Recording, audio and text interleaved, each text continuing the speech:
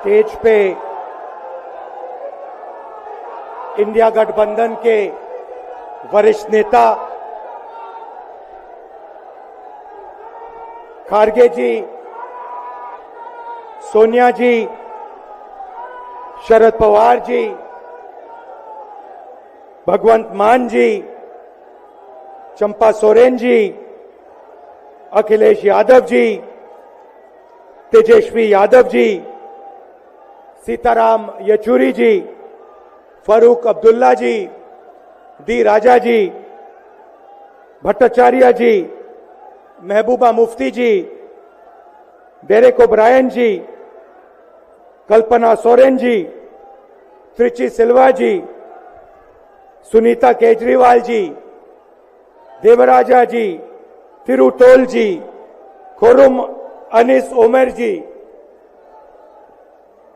और स्टेज से मैं केजरीवाल जी और सोरेन जी का भी नाम लेना चाहता हूं, क्योंकि वो आज यहां है नहीं, मगर दिल में हम सब एक साथ खड़े हैं। भाइयों और बहनों, इंडिया गठबंधन के कार्यकर्ताओं, आप सबका यहां बहुत बहुत स्वागत, नमस्कार।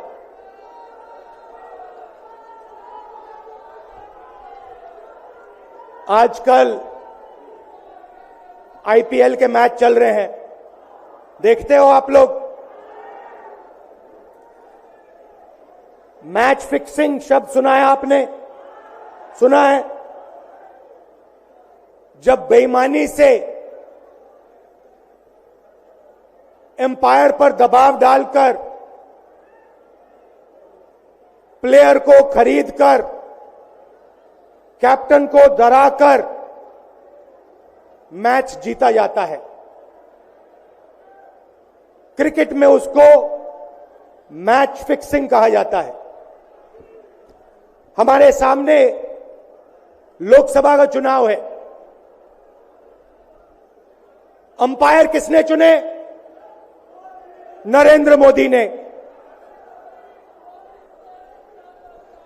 हमारी टीम में से मैच शुरू होने से पहले 2 खिलाड़ियों को अरेस्ट करके अंदर कर दिया। तो भाइयों और बहनों, ये जो चुनाव हो रहा है, नरेंद्र मोदी जी इस चुनाव में मैच फिक्सिंग करने की कोशिश कर रहे हैं। ये जो उनका 400 सीट का नारा है, ये बिना ईवीएम के, बिना मैच फिक्सिंग के, बिना सोशल मीडिया और प्रेस पर दबाव डालकर खरीदकर, ये 180 पार नहीं होने जा रहा है। सब मिलाकर आप देखिए, कांग्रेस पार्टी विपक्ष की सबसे बड़ी पार्टी है। हमारे सारे के सारे बैंक अकाउंट बंद कर दिए गए हैं। चुनाव के बीच में देश की सबसे बड़ी ऑपोजिशन की पार्टी के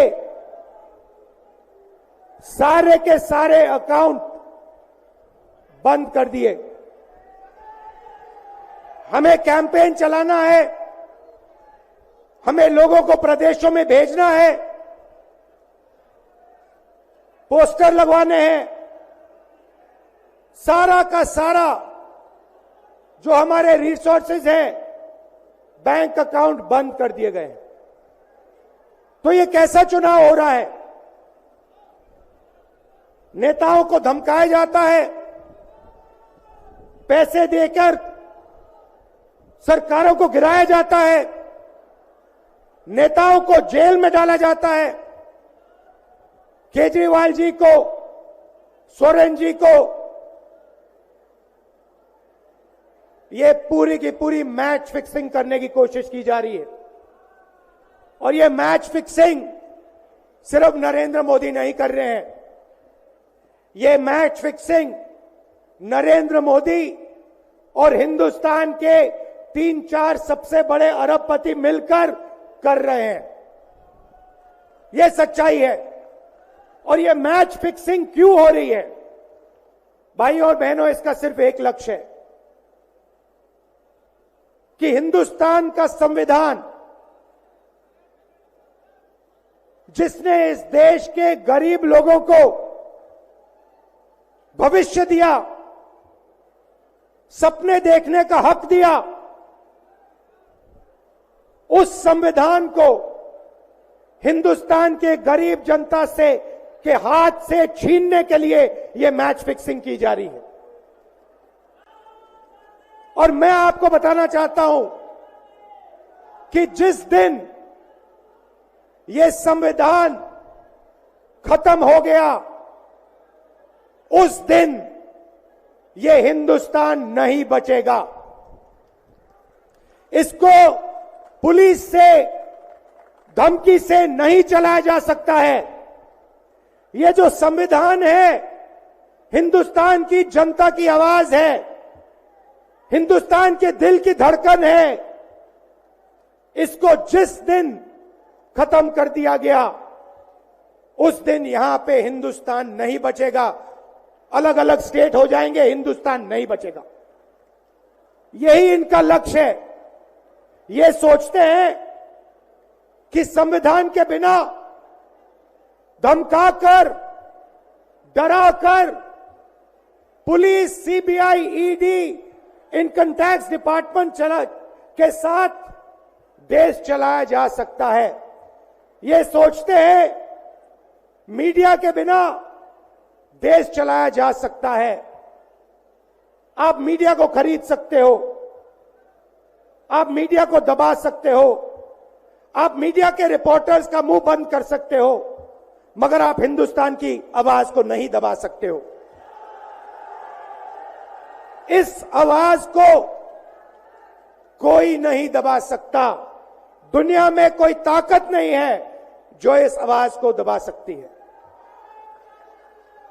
भाइयों और बहनों, बीजेपी के एमपी ने कहा कि जैसे ही हम चुनाव जीतेंगे,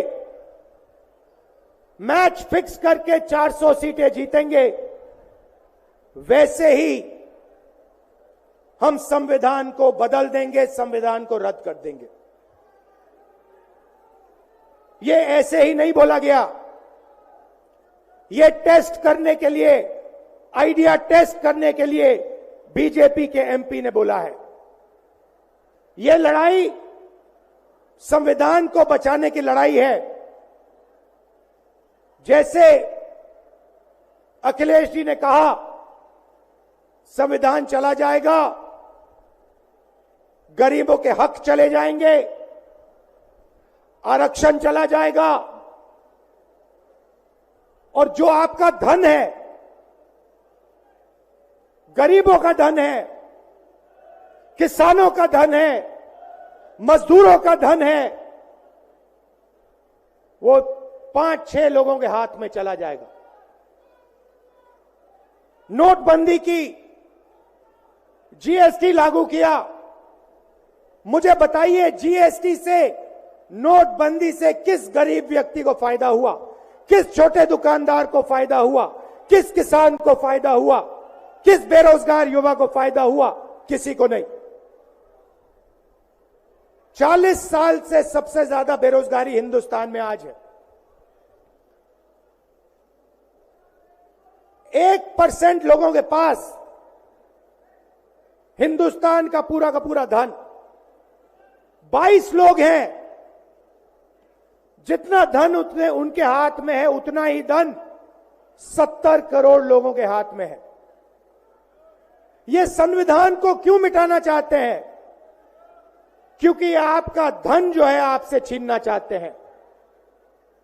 मैंने जाति जनगणना की बात की, किसानों के एमएसपी की बात की, युवाओं को रोजगार देने की बात की।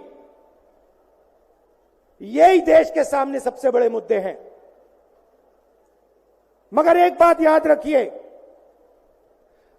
अगर आप लोगों ने पूरे दम से वोट नहीं दिया तो इनकी मैच फिक्सिंग कामयाब हो जाएगी। यह आप भूलिए मत। और जिस दिन मैच फिक्सिंग कामयाब हो गई, उस दिन आपका संविधान, हमारा संविधान खत्म हो जाएगा। जिस दिन संविधान खत्म हो गया, उस दिन हिंदुस्तान के दिल पर एक बहुत बड़ी चोट लगेगी। तो ये जो चुनाव है, ये चुनाव कोई मामूली चुनाव नहीं है। ये चुनाव हिंदुस्तान को बचाने का, संविधान को बचाने का, और जो गरीबों का हक है, किसानों का हक है, पिछड़े वर्गों का, दलितों का, आदिवासियों का,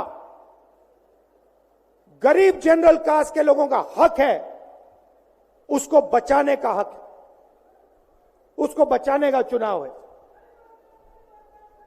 यह बात आप याद रखिए, क्योंकि अगर यह चुनाव जहां मैच फिक्सिंग की जा रही है, वो पूरे देश को दिख रहा है, बीजेपी के लोग कह रहे हैं। कल में से व्यक्ति मिलने आया, मुझे कहता है मैं ट्रेन से आया, मेरे साथ बीजेपी के कार्यकर्ता बैठे थे, उन्होंने कहा कि कुछ ना कुछ गड़बड़ है। यह सच्चाई है। इलेक्शन कमीशन के लोगों को नरेंद्र मोदी जी ने बैठाया, दो नेताओं को, दो चीफ मिनिस्टरों को जेल में डाला। चुनाव से कुछ ही महीने पहले अगर डालना था तो 6 महीने बाद डाल देते, 6 महीने पहले डाल देते। नहीं, चुनाव से 2-3 महीने पहले 2 चीफ मिनिस्टर को डालना था। आपने हमारे बैंक अकाउंट बंद किए। बैंक अकाउंट बंद करने थे, 6 महीने पहले करते, 1 साल पहले करते, 6 महीने बाद करते, कोई फर्क नहीं पड़ता। आप चाहते हो कि विपक्ष चुनाव ना लड़ पाए, और इसीलिए आपने कांग्रेस पार्टी के बैंक अकाउंट रद्द किए, आपने इलेक्शन कमीशन में अपने लोग बैठाए, आप जुडिशरी पे दबाव डाल रहे हो, क्योंकि आप चाहते हो कि मैच फिक्स हो, संविधान रद्द किया जाए और आप सत्ता में रहो। मगर भाइयों और बहनों, मैं सच बोलता हूं, और मेरी बात आप अच्छी तरह सुन लो। अगर हिंदुस्तान में मैच फिक्सिंग का चुनाव बीजेपी जीते और उसके बाद संविधान को उन्होंने बदला, तो इस पूरे देश में आग लगने जा रही है। जो मैंने कहा, याद रखो, यह देश नहीं बचेगा। ये चुनाव